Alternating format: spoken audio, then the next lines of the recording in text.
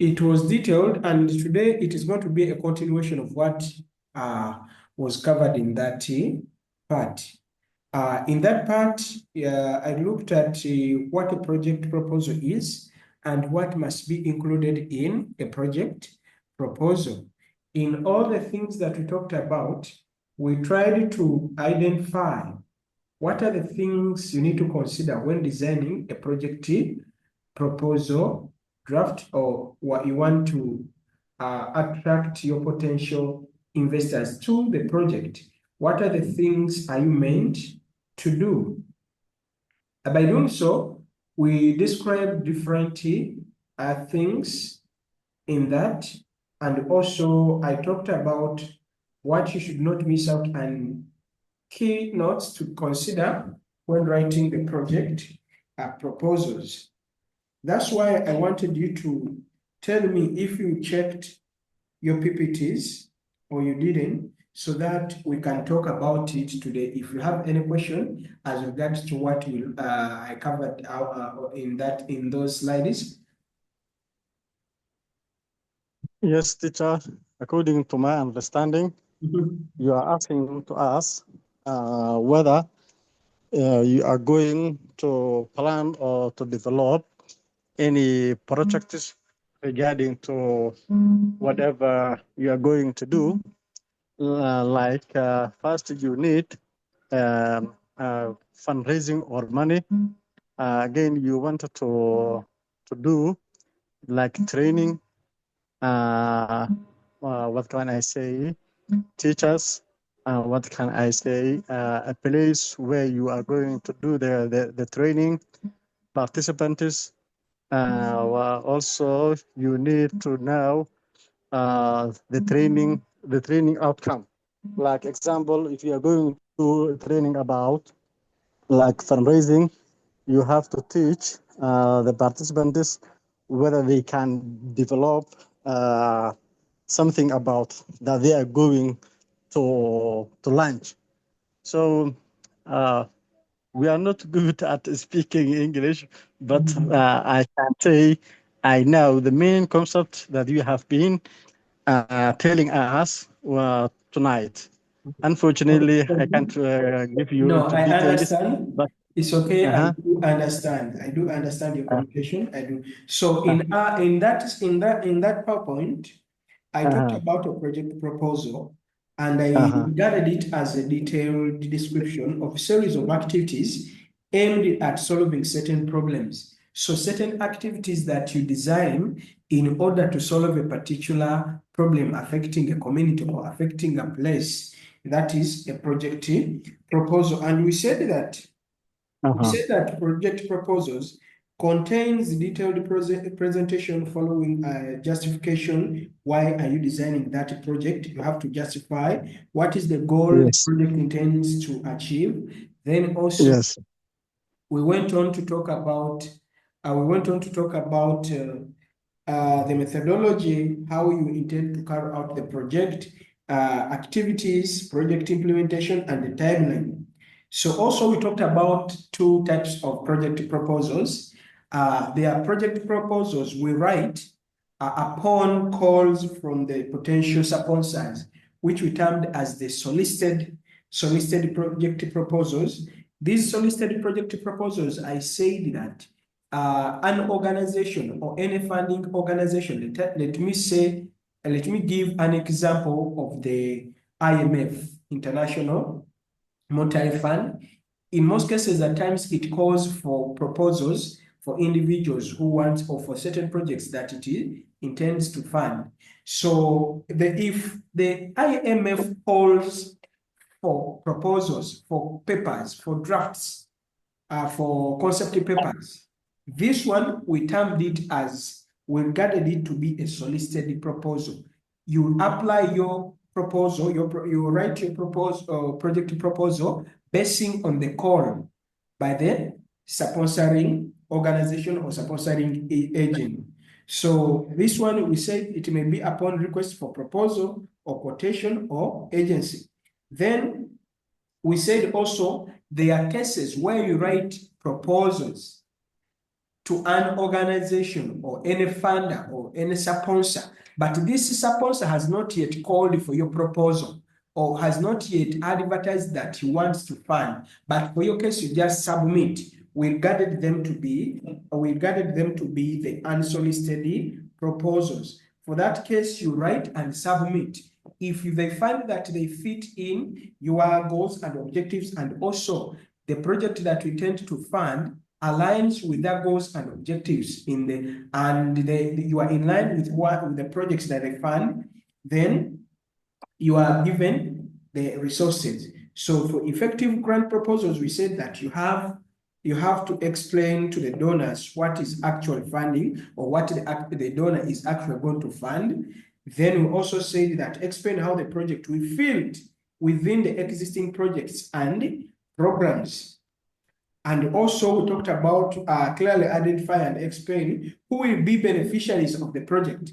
We're looking at why is it important for the funder to fund that project, how will it be carried out, who are going to benefit, and also identify clearly who need the support and help. So the process of project funding proposal, we said that one, gather the intelligence. We had several steps toward this developing a project proposal for funding or project funding proposal. Gather the intelligence. We said that identify prospective donors, determining whether they compete for a call, whether to compete for a call or for proposals. In other words, if you find that there are very many organizational companies that are applying for that project, for that funding, or if it is a solicited form of funding, you should avoid it, basing on the cost that you're going to incur when you invest in such. Then also, we talked about complete risk and assessment, analysis, analyze a call or request for proposal. Then we looked at also manage the proposal process, whereby you have to include all the needed documentations before submission and check whether you're having the right information that is needed. Then we also talked about development team, a proposal writing calendar. That is when you're managing the proposal process. You need to identify what we termed as the calendar. In other words, things that are involved. Let me say we talked about the development team, which team is going to be in that proposal, then proposal writing calendar. When is it supposed to run? Then when are you supposed to submit? The proposal review process and also proposal production. Then after that, write a proposal grant. And also we looked at the importance of project concept papers and project proposals, whereby one, we said that if I'm not mistaken, this is what we are meant to be looking at today, or yes, this is what we were starting from step one. Step one was of our project when writing the project proposal. It was the identifying or gathering intelligence. That was step one. Step two was to complete a risk assessment. If you're applying for the project for funds, you are writing a project funding proposal. You need to first one gather the information, who are the potential funders, then risk assessment, and also analyze a call or request for proposals. If they happen to call, if you listened to, you watched that video, I said that at times, if you find that the funder is having only $1 million as the amount available for contribution to different project proposals, and it may be only covered by 2 or 3 projects, then it is better when you don't use the little resources that you're having to process such proposals, because they're already competitive. So we ought, even under analyzing the call and request, we talked about stated results that a donor is seeking for, then program components and any requests for key personnel, or also available funding and project duration. So the fourth step under our under the process of developing a project funding proposal is manage the proposal process. Manage the proposal process.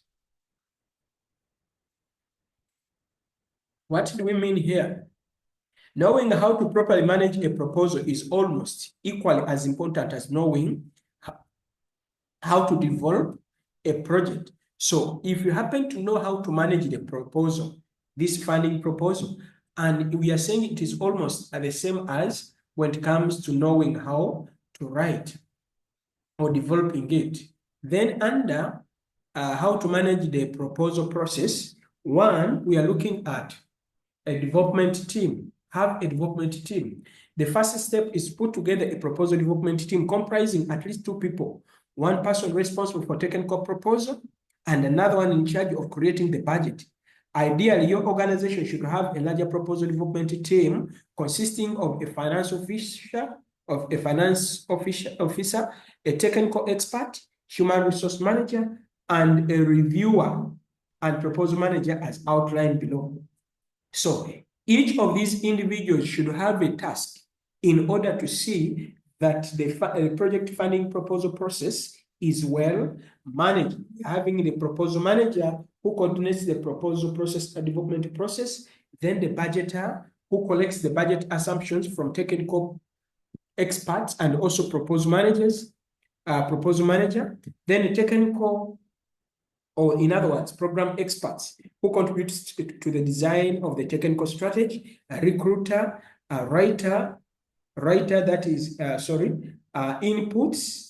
puts the proposal pieces together, who combines different information together so that it forms a full funding proposal. Reviewer, proposal content, provide feedback and comments on where to improve. So not like writing and just send it to the funders. No, you need to have a different perspective and also another person who is going to review and at least criticize certain areas that requires to be improved. Then also the proposal writing calendar. We are looking at how to manage a project proposal process. So that is step number 4. We said one is a team, developing a team, which is going to be looking at the entire process. Then 2, we are looking at proposal writing calendar. When are you supposed to submit what and when? So this calendar should demonstrate a key deadlines for each component of a proposal, such as the technical staff, the technical draft, worker plan, the timeline, M&E plan, that is monitoring and evaluation plan, budget, and more. When the proposal team develops a calendar, when a project proposal team develops a calendar, they should start with the formal proposal submission deadlines and then work backwards to set all the other deadlines. So if you happen to get to know when you're supposed to submit the proposal, then you need to set a time that by this time, before we get to that time of submitting the project proposal, draft or document to the organization, this and this must be achieved by this time. So the project manager should be responsible for consistently updating the calendar during the proposal development process and ensuring that all members of the proposal development team have access to the calendar, so that no one is going to give excuses that this, I didn't know this, because we said that writing or drafting a project proposal is not just, writing any course assignment work and so on, where you go on. This one, you're writing for your potential funder. You're writing to your potential funder, who is going to look at the worth of the information you have written down in your proposal, and then decide whether you qualify or not. So that's why we need to see that everything is made perfect. And remember, as you're applying for these funds, it is not you alone applying for these funds. Even other individuals are applying. Even other organizations are applying. So we need to take note of that. We need to take note of that. So internal proposal review, like we said that we need to get someone who is going to review after a writer compiling the entire pieces of the project funding proposal. Then there must be another team, another group member to review such a proposal, to review everything that is written in the proposal and check for either mistakes or what should be added or what is being missed out, and should be an expert who knows what is supposed to be done. Proposal production. After being reviewed, then we are looking at proposal production. The call for proposal will always include information on how eligible organizations should produce and submit the proposal. It is extremely important that your organization adhere to the requirements listed in the call. Late submission or incorrect format can lead to disqualification. So once all the deadlines are being, in other words, your schedule is being followed and all the activities that are meant or required information is included in the project proposal, what next? And even after reviewing,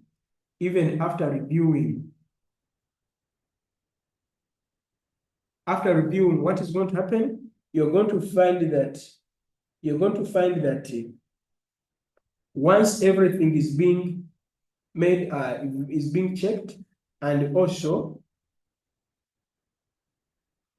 is being checked and nothing is missing, it has to be submitted to the funding or the sponsor.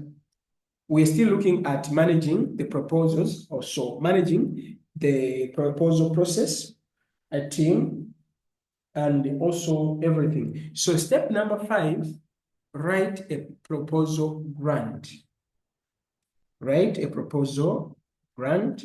Writing should begin once every person on the proposal development team has read through a call and created the draft outline. Once the draft outline is being created, then it is a responsibility for everyone now to be prepared and take on what is supposed to be done to meet the deadlines of the organization that called for the proposals.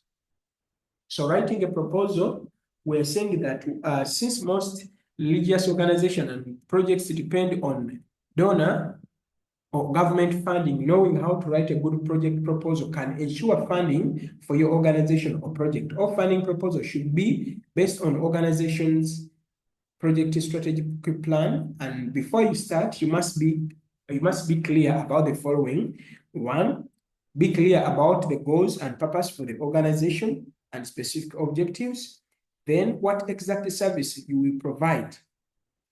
Who are the target beneficiaries?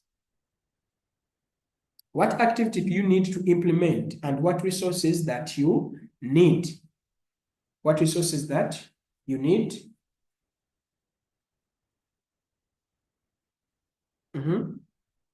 So we're saying that all this must be considered. Then we are saying the importance of concept papers and project proposals. How are they important?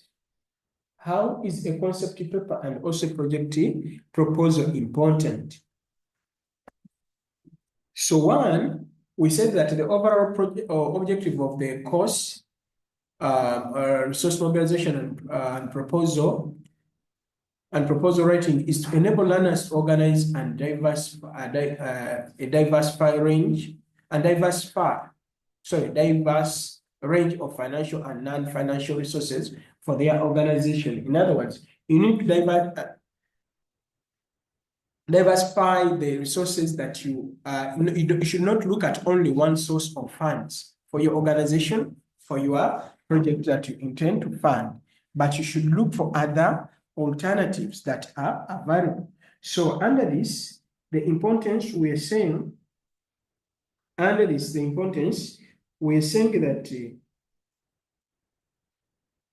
one of the main importances of the project proposals is to generate or say solicit funds, securing funds that are needed for the implementation of the project.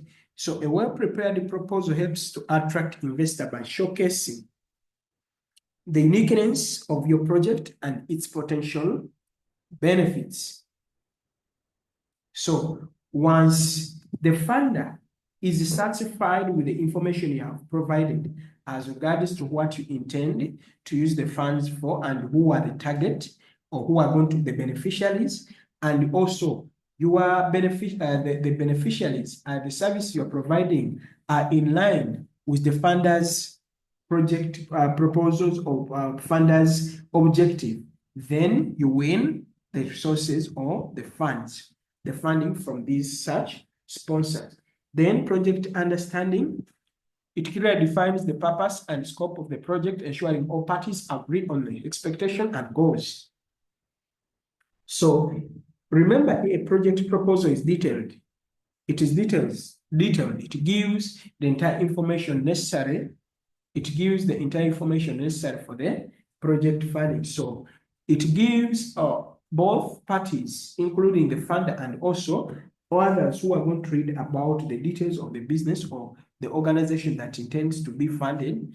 So all this, it brings a clear understanding to those parties involved. 3, guiding implementation. It acts as a blueprint or a roadmap during the execution of the project. It also guides you on what to do when. When are you supposed to do what? So this is detailing, we are saying project execution,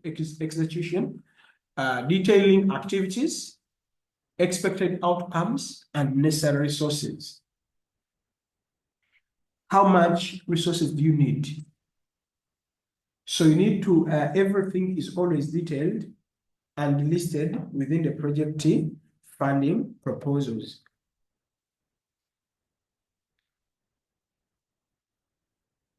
Establishing credibility.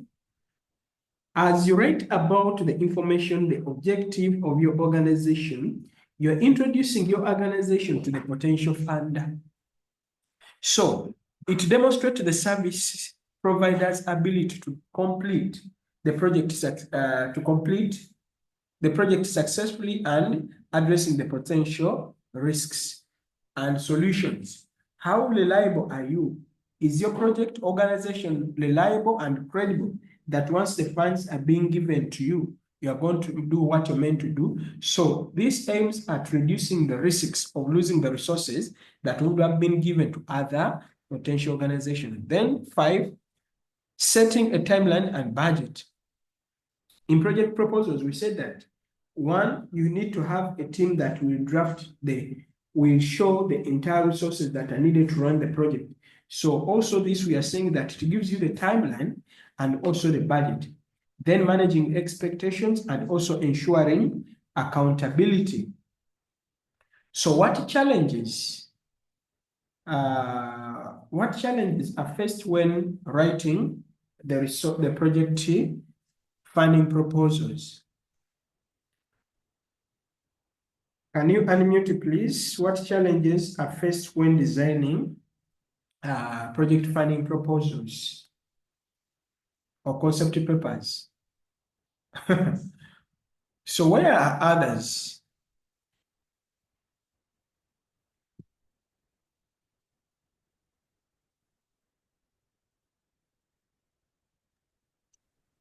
I don't know where everybody else is.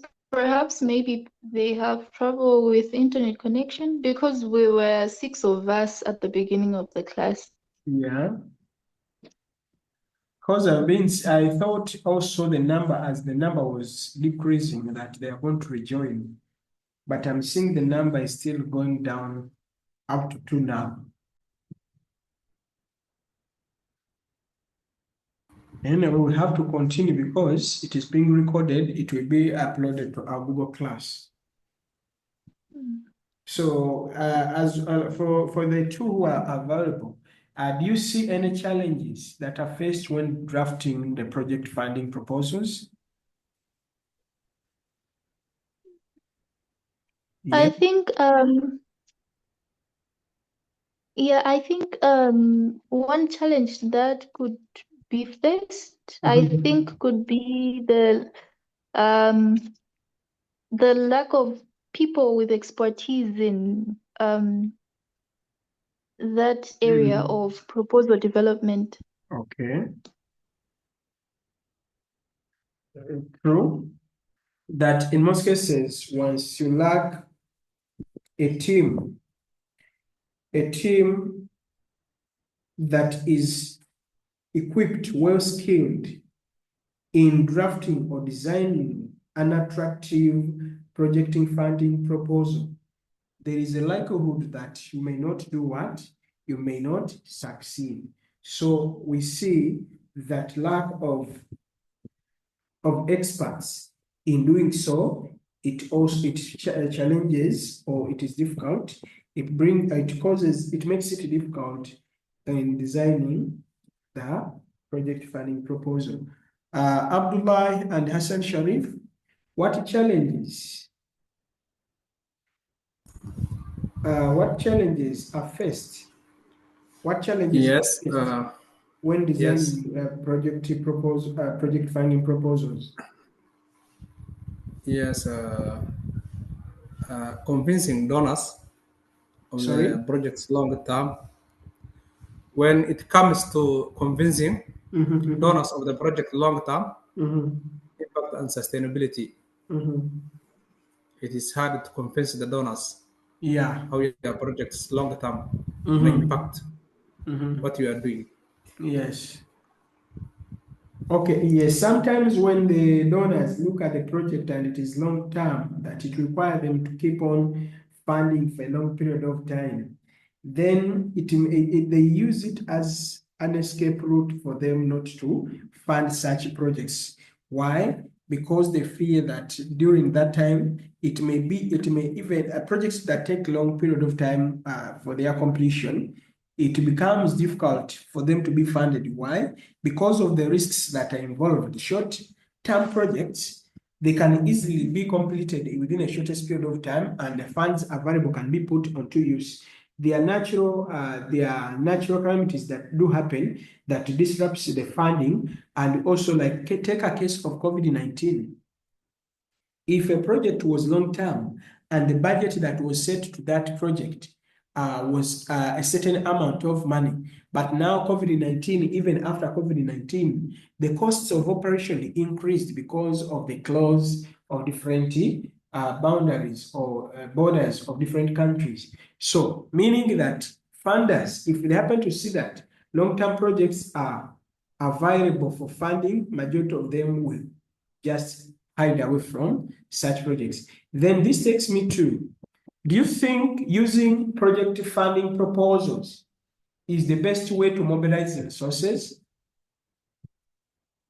Is it a best way to use project funding proposals to solicit funds for the project?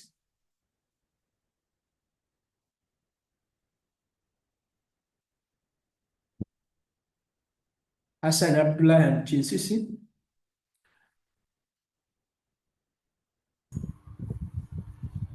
Please, once I'm more. asking, when soliciting funds for the project using project funding proposals, do you think it is a right method of collecting or gathering resources for the projects?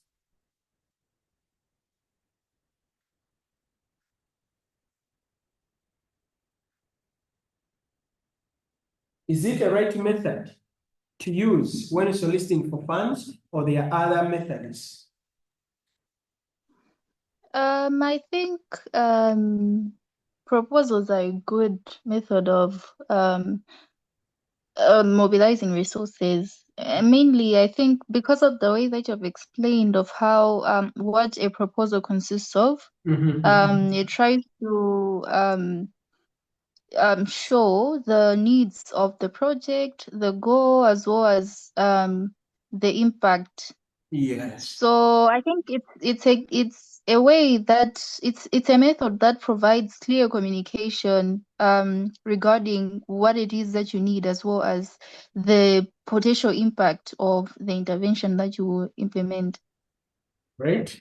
So also when you happen to look at the project proposals, in most cases they are detailed in a way that they even expose your company to other potential funders if you have drafted well the funding proposal. Because every time you design a project proposal, a project funding proposal, it contains all the details of your organization, of your project. Meaning that if it is a project that has everything that everything needed by the sponsor, a funding organization, automatically they are going to see that this project is is aligning its objectives, and goals and objectives are aligning with their objectives. So it will give you exposure even to other organizations, because these funders are always interchained. If they happen to see that your project funding proposal is having the required information, and also themselves, they can link you to the potential one who may finance that project. But if it is not well drafted, chances are always minimal. So we're saying the challenges of using proposals for fundraising and resource mobilization. One, it is time consuming. At times there is a rejection if you lack some information, or if you are having related projects and also others have better proposals. There is a likelihood that your proposal can be declined or rejected. Then strict deadlines.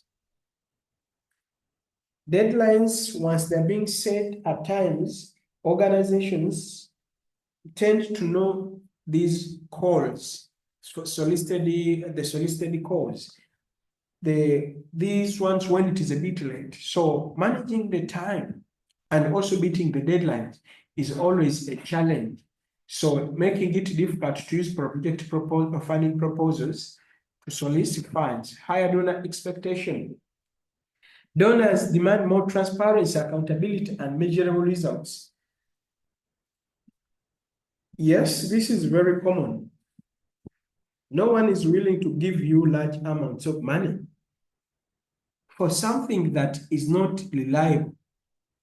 So they may even call for a given number of years, assessing your performance to see whether, once resources are being invested in your company, it will benefit the intended individuals, target group, or not. Then different proposal formats, different proposal formats. Each donor has unique requirements, making it challenging to adopt the proposals. Then the donor fatigue.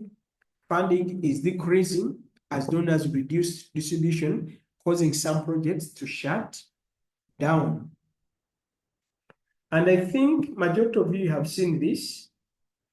I don't know whether you have experienced it in your countries, but since when Donald Trump took on the office, he ordered a reduction of the US aid to most of the countries, most especially the developing countries, that they're developing a department of government efficiency to reduce expenditures on donations that are given to developing countries or developing world. And now, what is the result of that? Most of the organizations that have been operating on those funds currently have closed it down. A good example, there are some projects in Kenya. The name is out on my head. It was a refugee organization in Kenya. Just a few days ago, it closed. Then also, in some countries, it is being reported that they have been getting the ARVs, for the HIV patients for free from using that the donations that they obtain from the US aid. At times it has been going as medicine or tablets, the ARVs as a donation to majority of these developing countries. All that has been stopped. Now, the question comes back to the governments of these different countries where the fundings no longer exist. Will these patients survive or they will all die? The fate lies within the hands of the government, because if you happen to see these patients, a large number are not in position or cannot afford paying for those tablets that they have been using almost every day for their lifetime. Meaning, if the policy Donald Trump has set, they have already implemented it. If it is not being reversed, we expect a good number of AIDS patients to die. So I don't know, majority of you, have you tried to read through or have you tried to check along with your countries which aid has stopped coming into your country? Chinsisi, have you discovered out yet? And Hassan, have you?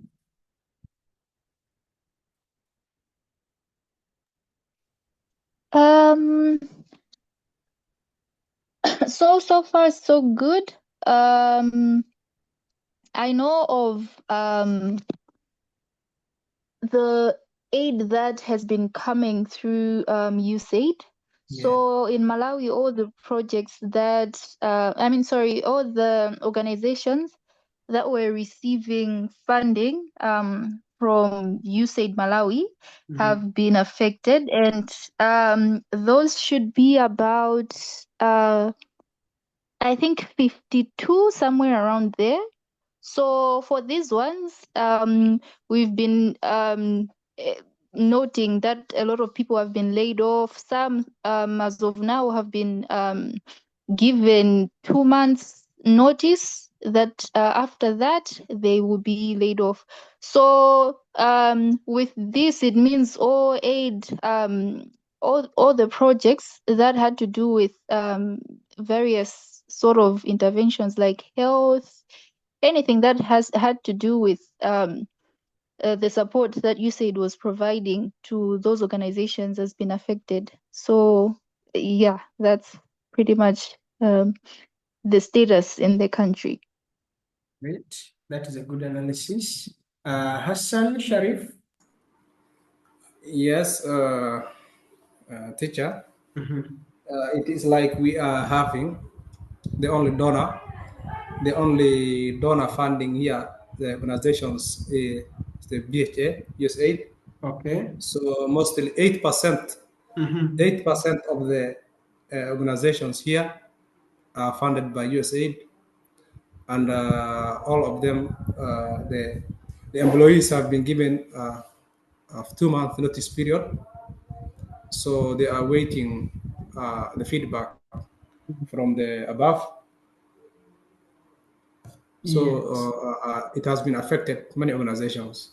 Yeah. So that one runs with the changes within our terms, the economic terms, and also right from COVID-19. Right from COVID-19, most of these so-called developed countries have been struggling. Up to now, they have not yet got back to their normal running time, or they have not yet reached that maximum operation. So they are trying to minimize all the costs at all angles. That's why, if you happen to read, it is called Ngonzi and Dambisa Moyo, they are Nigerians. They said that developing world, if it is to take off and stand on its own, aid should be stopped for all the developing countries. That was about 2015. And in their research, they said that this This at the start may be difficult to cope up with the funding, but as a person as countries identify that they don't have any support, they will learn how to live within their means, what they can manage and what they can finance. So this one happening now is not new. Donors nowadays are frustrated. Donors now are also looking for even support. They want to maintain the little that they have. They want to maintain what they have for a long time. So if they continue giving out, they are now using different ways to stop doing what? Giving out the donations because of the increased expenditures and increased need from the developing world. Okay. So reasons for donors fatigue. Why are the donors now trying to stop giving out resources to the needy? One, increased pressure on foreign aid budgets. These funders are always requested to give their budgets, how they spend the money. And we have seen that some of these organizations have been used for money laundering. So as a way of escaping such, now they are even stopping funding. Changes in funding policy, over-reliance on single sources of funding. Also, like you're depending on one organization for funds. At times, like hard times, the current times we are facing now, it becomes it is of disadvantage to the receiving company or organization, and also the one who is funding. Increasing number of organizations competing for funds for similar projects. In other words, is a copycat, or one project is a copycat of the other, is a copy of another one, yet they are in the same country. Instead of unifying them and they come as one, they come as different 8 organizations, but they all provide the same service. Low quality proposals presented to them, like a shopping list without required information and details. Then some requests conflict with a national policy of donor countries. When you look at this case, some requests conflict with the national policy of donor countries. Some 3 years back, I wrote a proposal for a university here in Somalia. The proposal, once it was presented to the sponsors, they said, yes, your proposal has everything that you need, and it is it is in agreement with their goals and objectives. But they had restrictions that they were not funding Somalia as a country. And now the only option was open up an organization in Kenya. Those funds be transferred to an organization in Kenya, then it comes back to Somalia. So these policies in most cases tend to restrict the amount or the resources flowing, and also it brings fatigue to these potential donors. Development projects may not be sustainable to generate own income, or also inability of partners in Africa to meet reporting requirements.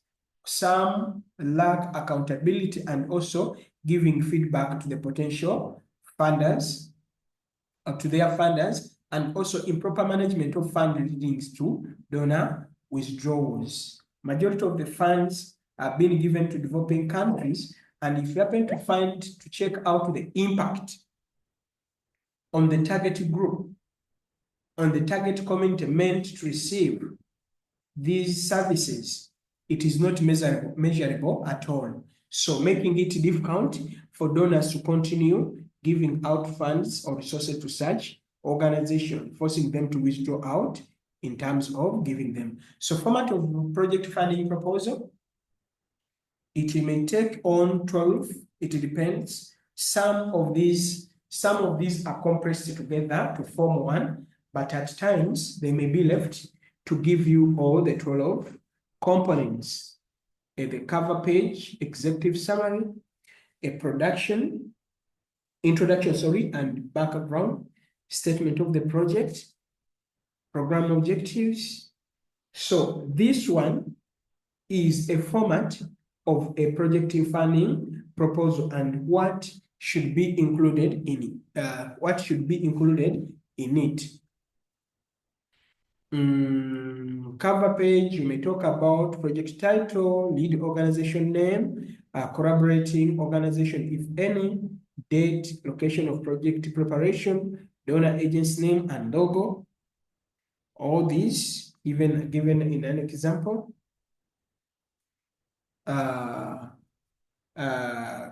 Contents page, we're saying for proposal exceeding 10 pages include a table of content, list of figures, if any, list of tables, if any, acronyms, if any. Then executive summary, it may take on 2 or 3, 1 or 2 pages where we have the project problem statement, project objectives, methodology, implementing organization, key activities, the duration of the project, and the total summary. We're saying the executive summary is usually written after developing a proposal. Then introduction, stroke background or profile. You can look at the history accomplishment of the organization, annual budgets, that is the previous year's, mission goals and activities, then legal status and type of organization, management structure, community visibility and partnership, then statement of the project, issue description and impact on community, priority needs and justification, and also method of prioritizing the needs, approach or methodology. These are all, in other words, the cases that we listed are being broken down into small parts, showing you the different things that must be included in each project. All must be included, or everything that is being included in our project funding proposal. The reporting, then we're having the budgeting. From the budgeting, also managing the staffing. So risk assessment management, identifying the potential risks, risk sovereignty and mitigation, those are measures to avoid them from happening. So also managing the staff, giving responsibilities to each, and also what must be done. And also we're looking at also reasons why some of the project proposals fail. One, misalignment with the donor's interests, weak problem definition, unconvincing solution or methodology, unrealistic budgets, which may be too big compared to the funder, and then also failure to demonstrate organization capacity to utilize the resources that are being applied for. So pre-writing all these are trying to explain everything related to the project proposal. Okay, there we are. Please, if you happen not to get, there are things that you not understand, please reach out and ask questions. Reach out and ask questions. I will be able to respond to them. But before I go off today, Chinsisi and Hassan, is there any question before I get off? Not from my end. If anything, I'll let you know. I just have to go through the PowerPoint presentation because I missed the other one that you had sent. I didn't see it. So if I have any questions, then I will ask for clarification. Thank you. Okay. Hassan?